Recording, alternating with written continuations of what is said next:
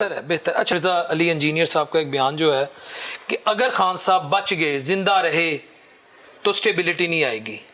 آپ بھی ایک عالم ہیں, آپ بھی ایک سیاسی جماعت کو لیڈ کر رہے ہیں, زیرک سیاستدان ہیں, چیزوں کو سمجھتے ہیں, دین کی بھی خدمت کرتے ہیں. آپ سمجھتے ہیں کہ اس طرح کے حالاتوں کے اگر عمران خان صاحب بچ جاتے ہیں, ایک سیاسی جماعت کو وہ لیڈ کر رہے ہیں, پاپولر پولیٹیکل پارٹی ہے, تو ملک میں سٹیبلٹی نہیں آئے گی؟ میں یہ سمجھتا ہوں کہ اس طرح کے واہیات بیانات جو ہیں ان کو کنڈیم اس لیے کرنا چاہیے کہ کچھ عرصہ پہلے اگر یہ بیان تھا کہ نواز شریف اگر ملکی سیاست میں رہے گا تو ملک مستحکم نہیں ہوگا, عمران خان اگر زندہ رہے گا تو ملک سٹیبل نہیں ہوگا, یہ بیان قابل مذمت ہے. تو آپ نے پہلے بھٹو کو پھانسی دے دی ہے اس وطن میں, الیکٹڈ وزیر اعظم کو, کیا ملک سٹیبل ہو گیا؟ ہوا؟ اب بتائیں. تو اس کا مطلب یہ ہے کہ کسی کے مرنے سے اس چیز کا تعلق نہیں جب تک آپ نظام درست نہیں کریں گے. نظام ضرور درست ہونا چاہیے. اگر تو وہ بات کرتا نظام کی درستگی کی کہ خان صاحب نے 9 مئی کو یہ جو واقعات نوجوانوں کو مشتعل کیا یہ غلط ہے, ہم بھی کہتے ہیں غلط ہے, ٹھیک ہے, لیکن یہ کہنا کہ یہ اگر زندہ ہی رہے گا تو یہ ملکوں کو, تو یہ آپ کی سوچ اور فکر اخلاقی پستی کی انتہا. یہی وہ سوچ اور فکر ہے کہ جس کی وجہ سے حضرت عمر شہید ہوئے, حضرت عثمان شہید ہوئے, حضرت علی شہید ہوئے.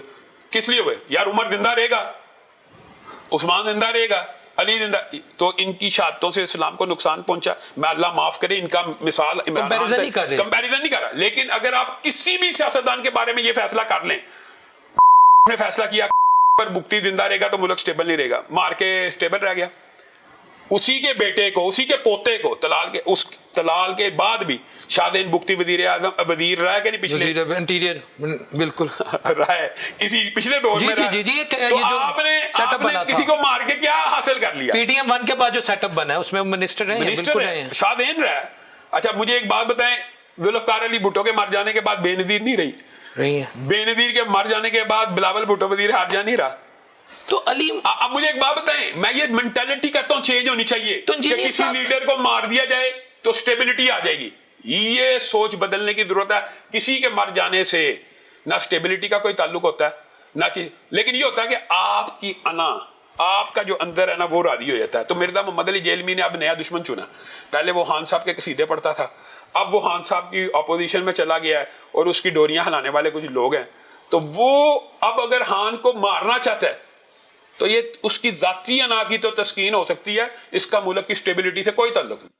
مرزا صاحب ایسے بیانات کیوں دیتے رہتے؟ 2-2 4-4 ماہ بعد ان کا ایک ایسا بیان آتا ہے کہ جس سے نا عوام چاہے ایکسٹریم ہو جاتی ہے, یعنی ایکسٹریمز کی 2 قسم کی ہوتی ہیں, تو ایکسٹریمزم نظر آتا ہے, اس میں شدت پسندی نظر آتی ہے. وہ ایک دڑا رکھتا ہے, وہ بنیادی طور پہ عالم دین نہیں, وہ دھڑا رکھتا ہے. مثال دے رہا ہوں, جب قادیانیوں کی سپورٹ کرتا ہے نا بیان میں, تو اس کا ذہن ہوتا ہے چلو یہ جو کمیونٹی ہے یہ میرے سپورٹ میں کھڑی ہوگی. جب رافضیوں کی حمایت کرتا ہے اس کے ذہن میں یہ آتا ہے کہ جو اہل تشیع ہیں وہ ان میں سے سارے اہل تشیع رافضی نہیں ہوتے, نہ سارے اہل تشیع صحابہ کو گالیاں دیتے ہیں, لیکن جو صحابہ کو برا بھلا کہتا ہے ان کی سپورٹ حاصل کرنے کی کوشش کرتا ہے. جب عدت وغیرہ کے معاملات کیس چل رہے تھے تب بشرا بی بی کے حق میں بیان دے کے پی ٹی آئی کی حمایت حاصل کی. اب اس کو درکار تھی ایک اور طبقہ فکر کی حمایت, اب وہ شاید نون لیگ کی آنکھوں کا تارا بننا چاہتا ہے.